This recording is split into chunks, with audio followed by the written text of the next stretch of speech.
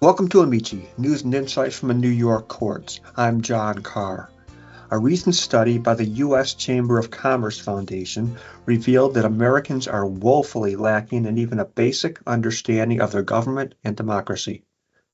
In a national survey, more than 70% failed a basic civic literacy quiz and couldn't even name the three branches of government, let alone explain what they do.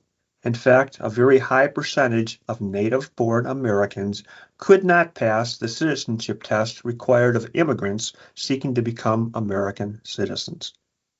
Chief Judge Rowan D. Wilson identified community outreach and civics education as top priorities in his administration.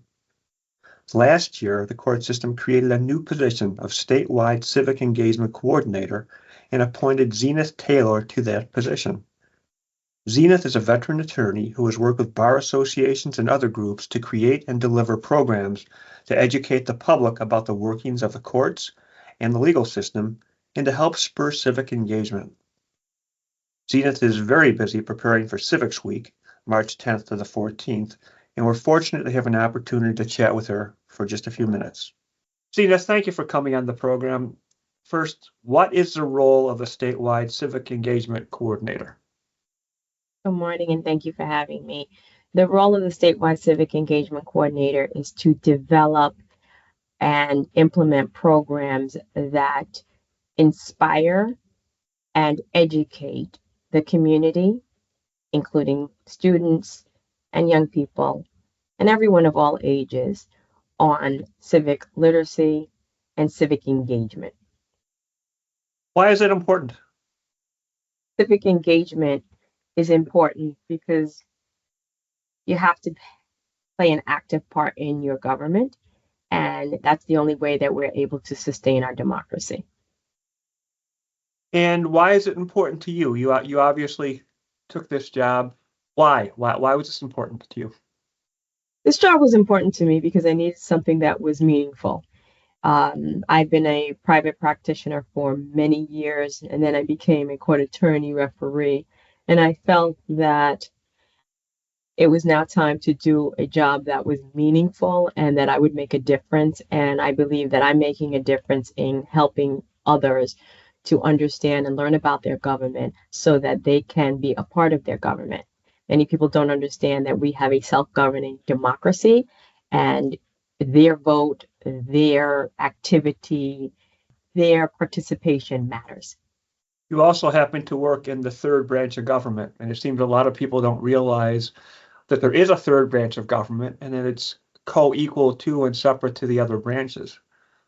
That is correct. Many people don't realize that. There are times when I say, you know, um, we are a part of the government, and people sort of tilt their head and give me that look like, really? And I say, yes, there's three branches of government: the executive, the legislative, and the judicial. And we are the judicial branch of government, separate but equal. You also had a very, I think, rewarding and meaningful career as a lawyer. What inspired you to become a lawyer? I think my father's friendly nudges inspired me. My dad wanted to become a lawyer.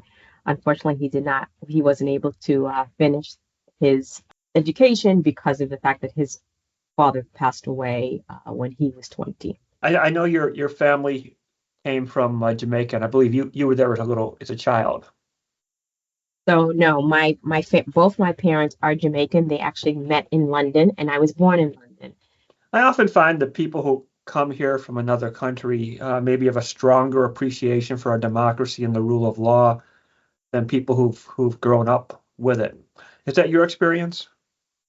I believe so. I think at a very young age, I was exposed to civic discussions and international civic discussions. And I say international because both my parents, because they were Jamaican, they were very involved and participated in discussions about Jamaican politics as well as English politics. And I was able to observe and hear that as well.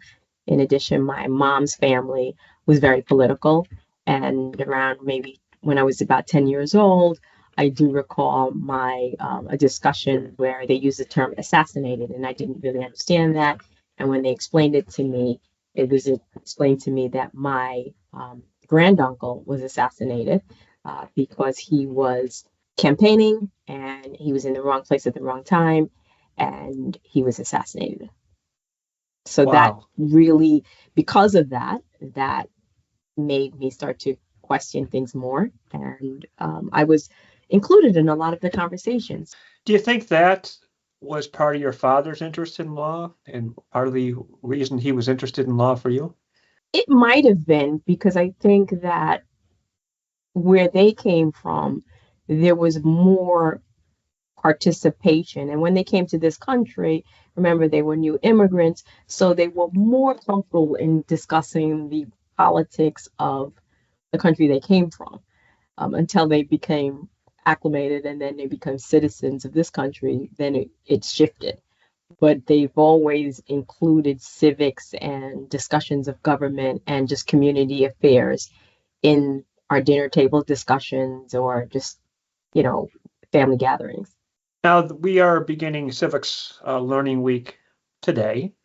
What is Civics Learning Week?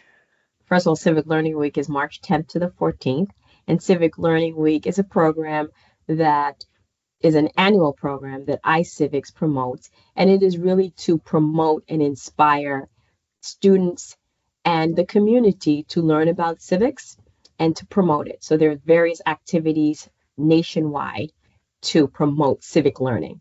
Is there a particular theme this year? Yes, civic learning this year is civic learning, many voices, one nation. Many voices, one nation. That's beautiful. How does the New York State Unified Court System celebrate that? So this will be the first ever time that the New York State Unified Court System is involved in a partner of it. And I've decided to tie in the essay contest, which was my first civic initiative, to civic learning. And what I've done is I am now going to present certificates of achievement and participation to the top 3 schools that submitted essays for my Constitution Day essay contest and inspire them as much as possible to continue their work and learn civics.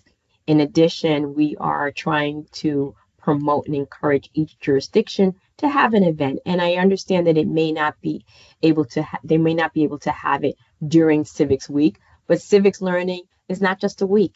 It's a lifetime. Did I understand you to say that the New York State court system has never participated in Civic Learning Week before? That's to my understanding, yes. Of course, we never had a civics coordinator before either.